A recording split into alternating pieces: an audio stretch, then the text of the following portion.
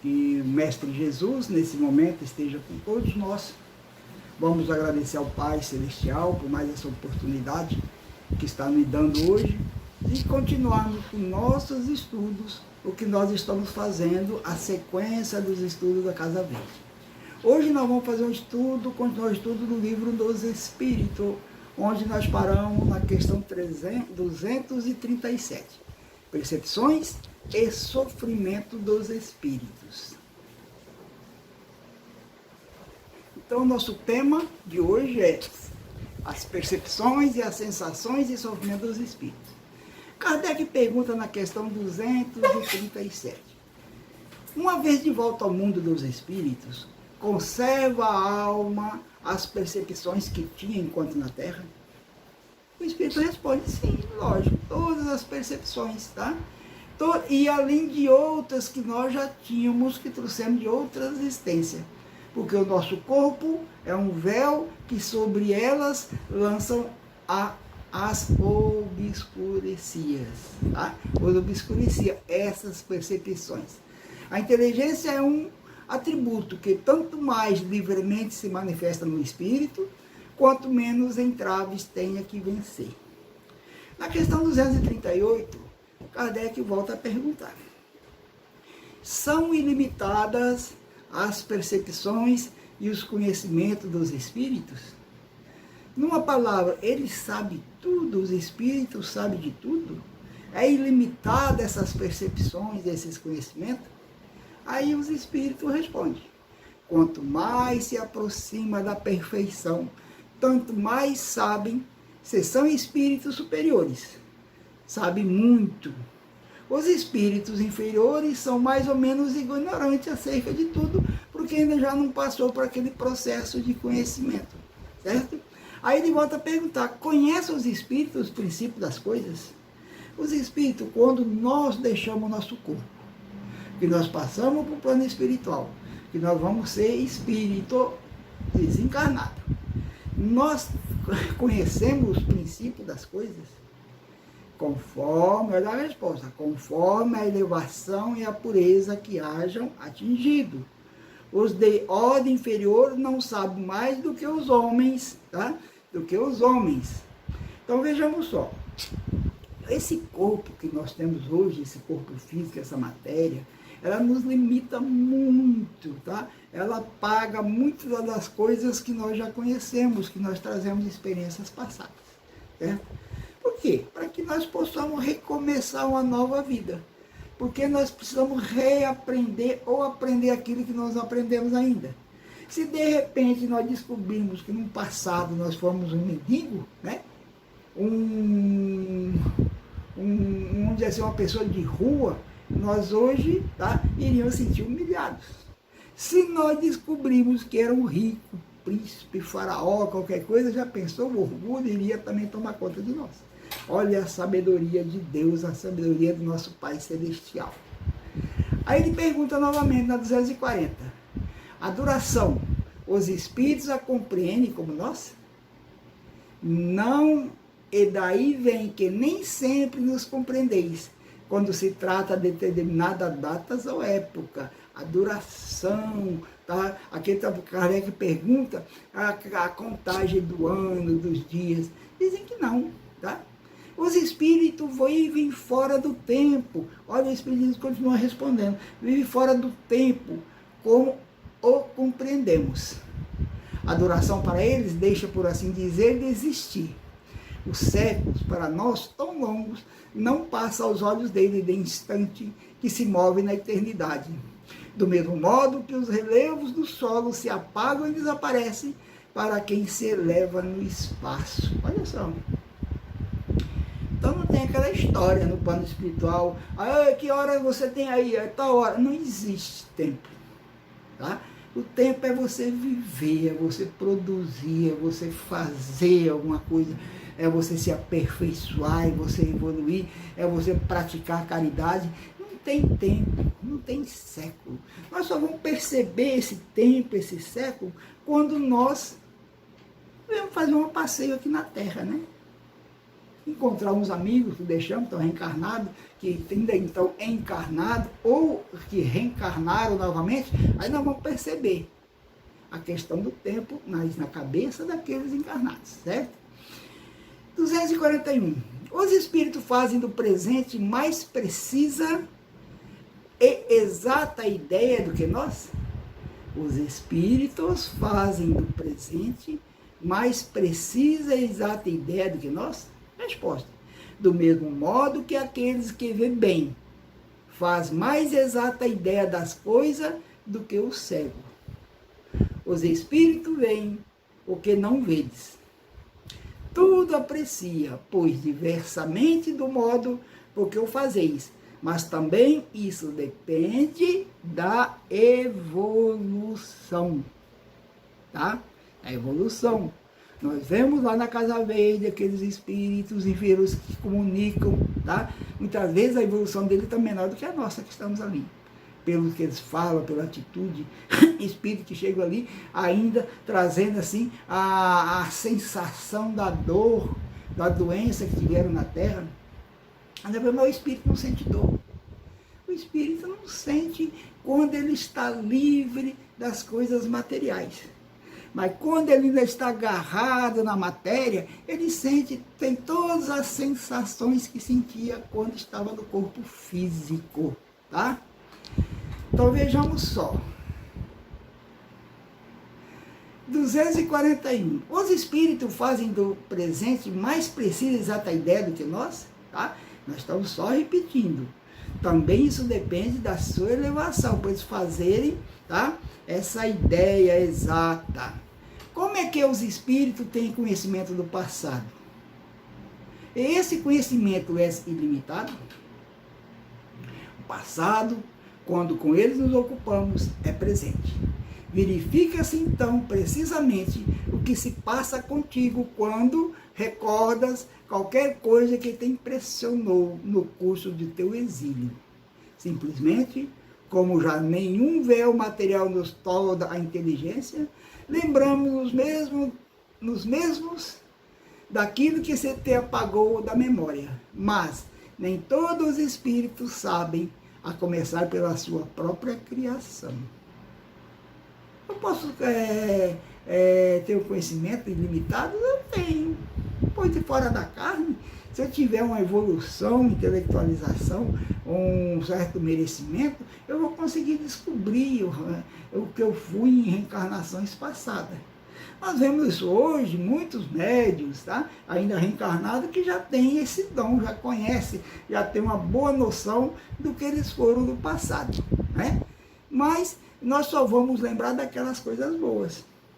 Da mesma maneira que agora, quando nós começamos a lembrar nosso passado, nessa nossa reencarnação, nós lembramos de muitas coisas, e geralmente lembramos das coisas boas, que quando as coisas ruins vêm na cabeça, a gente joga para lá, não quero saber, né? Então, nós temos essa condição sim. 243. E o futuro? Os espíritos conhecem? O que eu vou ser no futuro? Qual vai ser meu futuro? Nós que somos espíritas, estudantes da doutrina, nós temos uma boa noção o que nós vamos ser no futuro, tá? E o nosso futuro vai depender do que nós somos hoje, do que nós estamos fazendo hoje. É a mesma coisa o aluno que entra na universidade para fazer um curso de medicina. Qual é o futuro dele? Ser médico. Desde que ele faça direitinho, que ele continua seus estudos, desenvolve todo, né, as obrigações, ele vai chegar lá, vai ser um médico. É o futuro. Mesma coisa, qual vai ser o meu futuro como espírita? Se eu continuar no ritmo que eu estou, né, aí mais umas 30 reencarnações, eu vou chegar lá bem próximo do meu futuro, né? Porque nós caminhamos muito devagarzinho. E o futuro os espíritos conhecem? Resposta. Ainda isso depende da elevação que tenha conquistado. Muitas vezes apenas o entreveem, porém nem sempre lhe é permitido revelá-lo. Nem tudo nos é permitido que nós ficamos sabendo. Quando vem, parece-lhes presente. À medida que se aproxima de Deus, tanto mais claramente o espírito descortina o futuro. Depois da morte, a alma vê e aprende num golpe de vista suas passadas migrações, mas não pode ver o que Deus lhe reserva. Para que tal aconteça, precisa que, ao cabo de múltiplas existências, se haja integrado nele. Olha só, depois de muita existência, de muitas vidas. Ele continua: os espíritos que alcançaram a perfeição absoluta têm conhecimento completo do futuro, aquele espírito que nós chamamos de luz. Jesus, né, tipo Jesus, né, que já chegou lá na sua evolução, ele diz aqui absoluta, né? Aí o espírito responde, olha só, evolução, conhecimento, a perfeição, o conhecimento completo do futuro, completo não se pode dizer. Por isso que só Deus é soberano, Senhor, e ninguém o pode igualar. 244. Os espíritos veem a Deus. Nós, quando chegarmos lá no plano espiritual, nós vamos ver Deus. Só os espíritos superiores o veem e compreendem.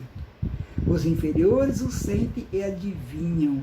Viu só que interessante? Um dia nós vamos ser um espírito superior, nós vamos sentir Deus e vamos adivinhar. E depois nós vamos ser mais superior ainda, vamos ver e compreender. Já pensou que glória? Graças a Deus. 244A. Quando um espírito inferior diz que Deus lhe proíbe ou que permite uma coisa, como sabe que isso lhe vem de Deus? Eu não posso fazer isso, Deus me proíbe que eu faça isso, é pecado. Como que eu sei que foi Deus que está me proibindo daquilo ali? Aí os espíritos respondem. Ele não vê a Deus, mas sente a sua soberania. E quando não deva ser feita alguma coisa ou dita uma palavra, percebe, como por intuição, a proibição de fazê-la ou dizê-la. Não tem de vós mesmo o pressentimento de que vós afigura aviso secreto para fazeres ou não isso ou aquilo? É o pressentimento de Deus, o pressentimento da lei divina. E onde está essa lei divina? Nós já vimos várias vezes. Onde está gravada essa lei divina? Está gravada em nossa consciência, está gravada em nós, né? 244b. Deus permite diretamente a ordem, Deus transmite diretamente a ordem aos espíritos ou por intermédio de outros espíritos? Resposta: ela não lhe vem direto de Deus. Essa ordem não vem direto de Deus. Alcir, você não pode fazer isso. Sou eu que estou aqui, o Deus, seu Pai. Não vem diretamente dele. Para se comunicar com Deus, é necessário ser digno disso. Deus lhe transmite suas ordens por intermédio dos espíritos imediatamente superiores em perfeição e instrução.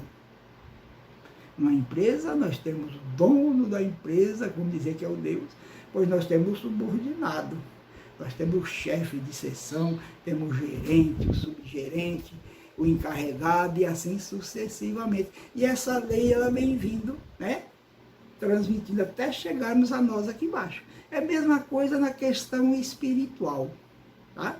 Deus tem os espíritos já em categorias diferentes, mais evoluídos, que essa lei vem vindo, certo? Sendo transmitida. E quando chegamos a nós, chega através de intuição, por intermédio dos espíritos imediatamente superiores em perfeição e instrução.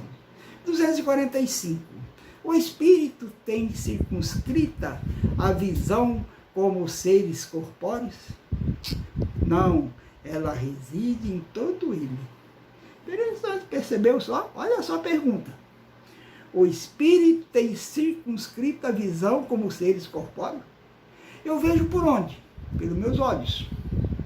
Aqui está perguntando se o espírito tem olho igual ao nosso. Se ele veja, né, pelo olho como nós vemos pelo nosso olho corpóreo. Olha a resposta. Não. Elas residem em todo ele, todo o nosso corpo. Precisam da luz para ver? Kardec continua perguntando. Vem por si mesmo, sem precisarem de luz exterior. Não existe a escuridão para os espíritos evoluídos. Para os espíritos não há trevas, salvo as que podem achar-se por expiação. Se eu estou numa expiação, eu estou pagando por um erro que eu cometi, então eu vou viver nas trevas, eu não vou ter essa condição de ver sem a luz. Então é uma questão de expiação. 247 a questão. Kardec continua perguntando, olha só. Para verem o que se passa em dois pontos diferentes, precisam transportar-se a esses pontos? Pode, por exemplo, ver simultaneamente nos dois hemisférios do globo? Entendeu a pergunta? Eu, como espírito de uma certa evolução, eu, para me ver lá que está se passando nos Estados Unidos, eu tenho que ir lá nos Estados Unidos. E para me ver aqui no Brasil, eu tenho que estar aqui no Brasil, tá? Olha só a explicação e o exemplo que o Espírito de luz ele vai dar nessa resposta. Como o Espírito se transporta aonde queira, com a rapidez do pensamento, pode-se dizer que vem toda parte ao mesmo tempo. Seu pensamento é suscetível de irradiar, dirigindo-se a um tempo para muitos pontos diferentes. Mas essa faculdade depende da sua pureza. Quanto menos puro é o espírito, tanto mais limitada tem a visão. Só os espíritos superiores podem, com a vista, abranger todo um conjunto. Né? Olha só, vamos demorar quantos dias para ir à Lua? Eu penso na Lua, eu já estou na Lua. Tá? E assim é o pensamento, é a velocidade do pensamento. No espírito, a faculdade de ver é uma propriedade inerente à sua natureza e que reside em todo o seu ser, como a luz reside em todas as partes de um corpo luminoso. Interessante. É uma espécie de lucidez universal que se estende a tudo, que abrange simultaneamente o espaço, os tempos e as coisas. Lucidez para o qual não há trevas nem obstáculos materiais. Compreende-se que deva ser assim. No homem, a visão se dá pelo funcionamento de um órgão que a luz impressiona.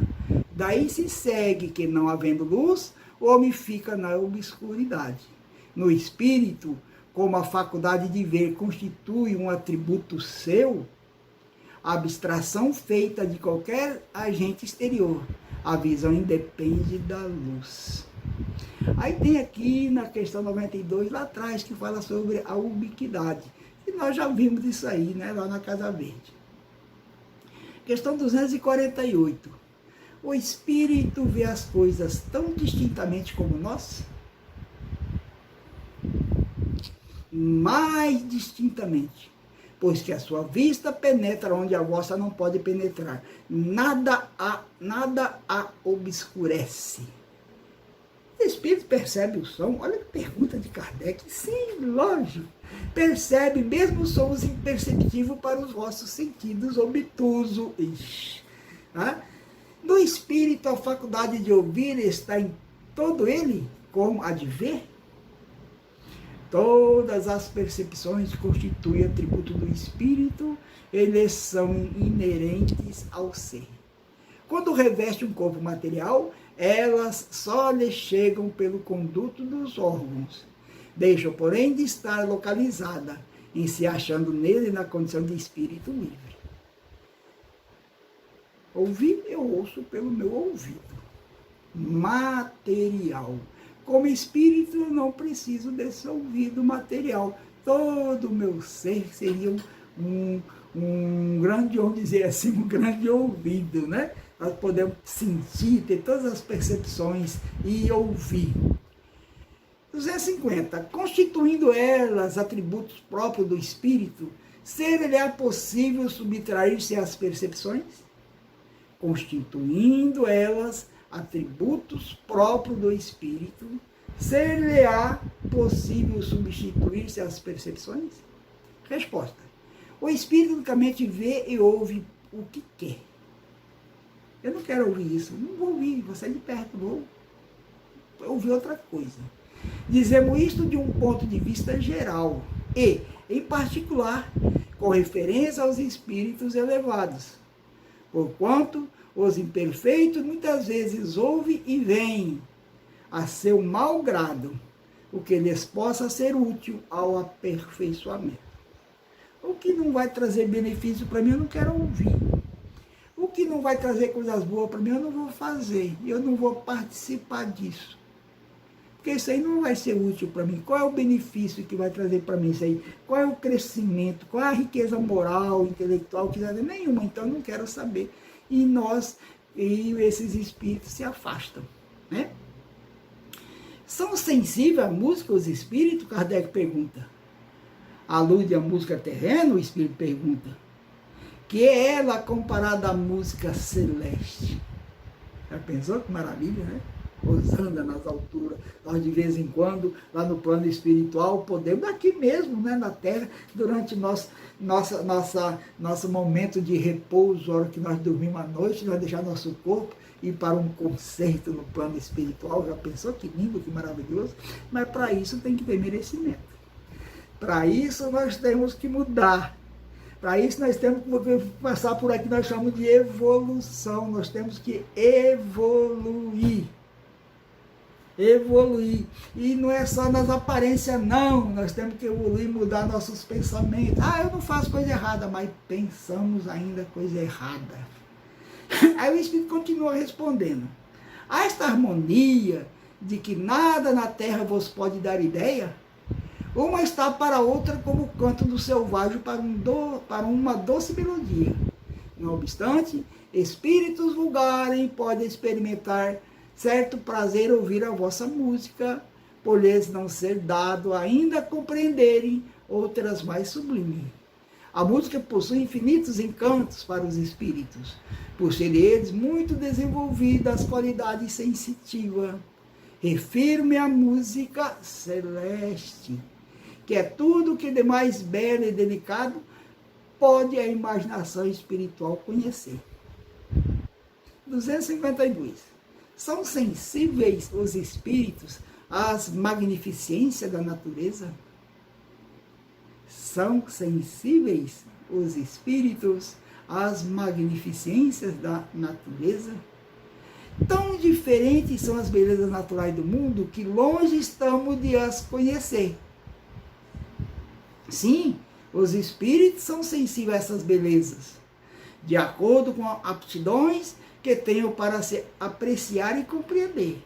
Para os espíritos elevados, a beleza desse conjunto que, por assim dizer, apaga as das particularidades, o conjunto da coisa, né? Quando que nós imaginávamos que a Terra vista do espaço seria uma coisa mais linda, né?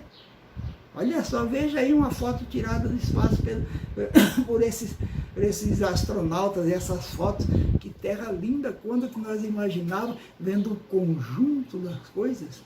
Quando você vê uma foto tirada da floresta amazônica, ou de uma região, né, de um vale lá de cima, grande, você vê o espetáculo, você vê o todo daquilo ali. Agora imagina nós com uma visão espiritual, com uma visão celestial, né?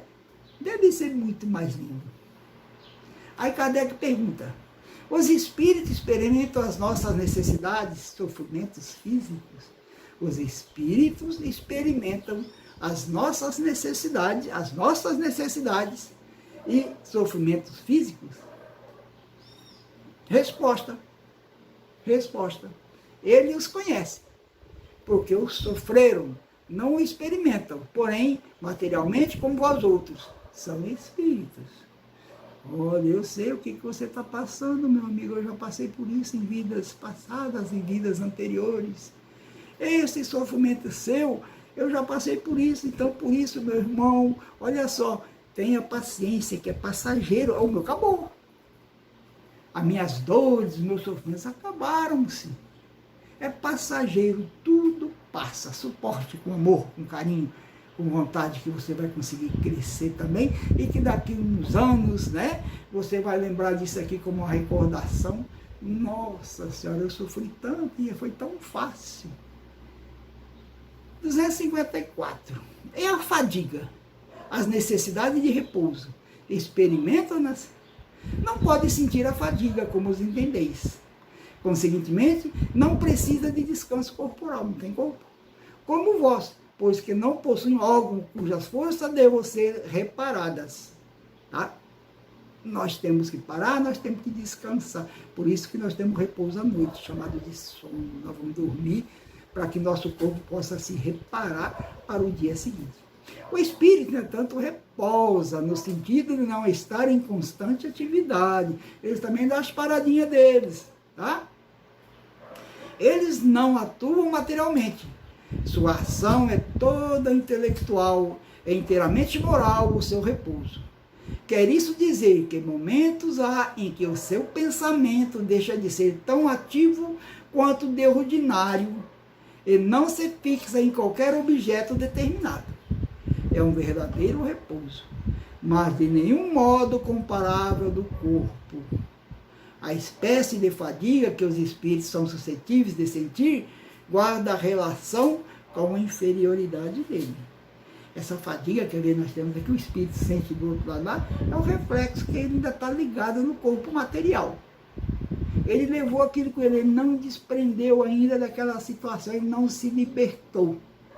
Mas nós sabemos que quanto mais elevados seja, tanto menos precisarão de repouso.